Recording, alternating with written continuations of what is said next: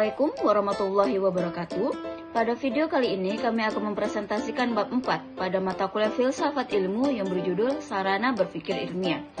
Sebelumnya, saya ingin mengucapkan terima kasih kepada Profesor Dr. Hasna Faiza, ARM Hum, selaku dosen pengampu mata kuliah Filsafat Ilmu yang telah membimbing kami dalam menyelesaikan video kali ini. Sebelumnya, izinkan saya untuk mengenalkan anggota kelompok 4 yang terdiri dari 2 orang, yakni saya sendiri Eka Setia Pratiwi dan rekan saya Merita Wulansari Kemit. Materi pertama pada sarana berpikir ilmiah itu adalah bahasa. Bahasa memberikan pengaruh yang luar biasa dan menjadi pembeda antar manusia dan makhluk ciptaan Tuhan lainnya. Oleh karena itu, bahasa memiliki peranan yang penting yang merupakan suatu hal yang lazim bagi umat manusia. Bahasa sebagai alat interaksi, maka hal yang berhubungan dengan komunikasi tidak akan terputus dari yang namanya bahasa. Cakrawala berpikir manusia akan terbuka dengan luas dengan adanya keahlian dalam berbahasa. Seperti sebuah semboyan yang mengatakan batas duniaku adalah batas bahasaku. Bahasa merupakan sistem yang tersusun dari beberapa simbol arbiter yang dipakai oleh individu dalam masyarakat sebagai sarana interaksi. Menurut Broam 1995. Morris juga mengatakan dalam Halliday 1994 bahasa memiliki 4 fungsi.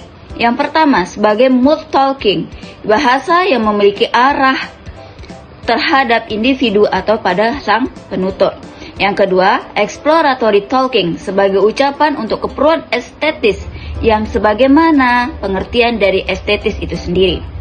Yang ketiga, information taking, yaitu bertukar informasi. Dan yang keempat itu adalah grooming talking, ucapan bahasa yang sopan yang menerapkan bahasa sopan demi lancarnya sosialisasi dan menjauhkan dari perselisihan.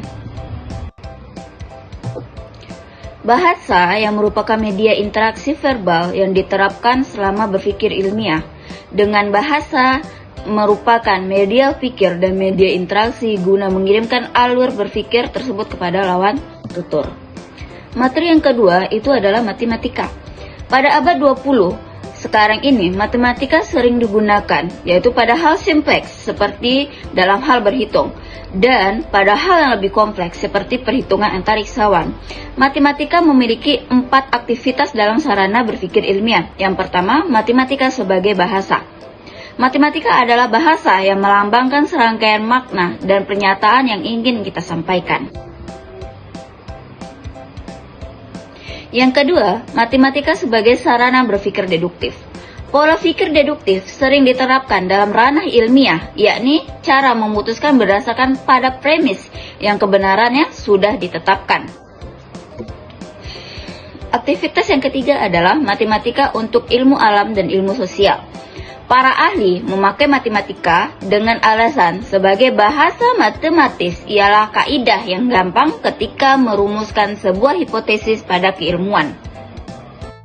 Assalamualaikum warahmatullahi wabarakatuh. Nama saya Merita Wulansari Kemit dengan NIM 2405246896. Yang saya hormati Ibu dosen pengampu Profesor Dr. Hasna Faiza ARM Hum dan teman-teman yang saya sayangi.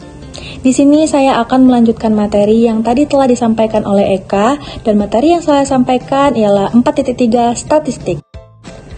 Menurut Dajan, tahun 2000, statistik memiliki arti sekumpulan bahan data yang dapat berupa angka atau kuantitatif ataupun bukan berupa angka yang memiliki pengertian dan fungsi yang luas untuk negara.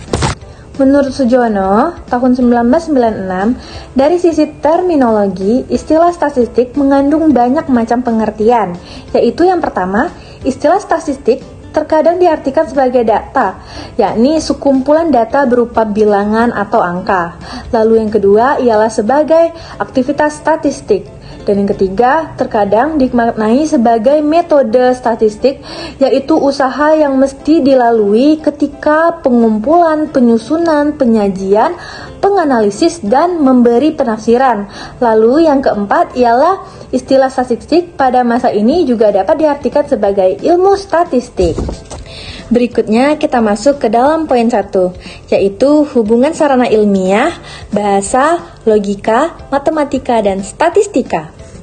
Matematika memiliki fungsi penting pada berpikir deduktif, sementara statistik memiliki fungsi penting pada berpikir induktif. Jadi, 4 sarana ilmiah tersebut memiliki keterkaitan yang kuat satu sama lain. Bahtiar 2004. Berikutnya, poin yang kedua ialah tujuan pengumpulan data statistik. Di sini terbagi menjadi 2. Yang pertama ialah tujuan praktis. Alternatif yang sedang dipertimbangkan sudah diketahui paling tidak secara prinsip, di mana konsekuensi dalam memilih satu alternatif dapat dievaluasi berdasarkan serangkaian pertimbangan yang akan terjadi. Dan yang kedua ialah tujuan keilmuan, yaitu pengambilan suatu keputusan yang konsekuensinya sama sekali belum diketahui. Berikutnya ialah statistik dan cara berpikir induktif. Matematika merupakan ilmu deduktif di mana menyelesaikan masalah yang dihadapi tidak didasarkan dengan pengalaman empiris, tetapi berdasarkan atas deduksi atau penjabaran. Selanjutnya, kita masuk ke dalam peranan statistik dalam metode keilmuan. Langkah-langkah dalam kegiatan keilmuan terdiri menjadi 4. Yang pertama ialah observasi, yaitu mengumpulkan dan mempelajari fakta yang berhubungan dengan masalah yang sedang diselidiki. Lalu yang kedua ialah hipotesis, yaitu menggambarkan sebuah pola yang menurut anggapan ditemukan dalam data. Lalu langkah ketiga ialah ketahuilah dengan sadar. Apa yang sedang Anda pikirkan diungkapkan dengan kata-kata kecermatan pikiran terungkap dalam kecermatan kata-kata. Lalu yang terakhir ialah buatlah distingsi atau perbedaan dan pembagian klasifikasi yang semestinya. Berikutnya ialah penerapan statistik. Di sini terbagi menjadi 5 bidang. Yang pertama ialah bidang manajemen, yakni membantu para manajer mengambil suatu keputusan dalam keadaan tidak tentu. Yang kedua ialah bidang pemerintahan. Di sini mengumpulkan dan menafsirkan data yang berhubungan dengan kepentingan negara, seperti contohnya data pajak, data kekayaan, dan data kependudukan. Lalu yang ketiga ialah data sosial, yakni memberikan informasi tentang berbagai hal seperti besarnya penghasilan dan tabungan. Lalu yang keempat ialah bidang biologi. Dalam bidang ini banyak membantu dalam bidang genetik. Dan yang terakhir ialah bidang purbakala, yakni membantu menggabungkan gambar dari pecahan periuk yang digali dari dalam tanah. Kita masuk ke dalam materi baru, yaitu 4.4 logika. Berpikir logis ialah berpikir berdasarkan dengan ketentuan dalam berpikir, misalnya setengah tidak lebih dari 1. Kita masuk ke dalam poin materi yang pertama, ialah A. Aturan cara berpikir yang benar. Di sini terdapat 2 bagian, yaitu yang pertama, mencintai kebenaran, yakni cinta terhadap kebenaran diwujudkan dalam bentuk kerajinan, kejujuran, siap menerima kebenaran meskipun berlawanan dengan keinginan. Lalu yang kedua ialah ketahuilah dengan sadar apa yang sedang Anda kerjakan.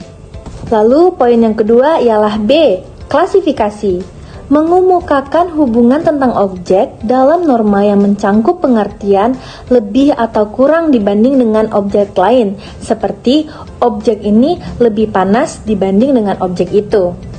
Poin terakhir ialah C, aturan definisi. Di sini terbagi menjadi 2. Yang pertama ialah secara etimologi. Definisi ialah usaha untuk memberikan pembatas pada suatu hal yang dikehendaki seseorang untuk memindahkannya kepada orang lain. Memaparkan materi yang memungkinkan cendekiawan mengkaji mengenai hakikatnya. Dan yang kedua ialah secara terminologi. Di sini, definisi ialah suatu hal yang mengurai makna lafaz kuli yang memaparkan karakteristik khusus pada diri individu.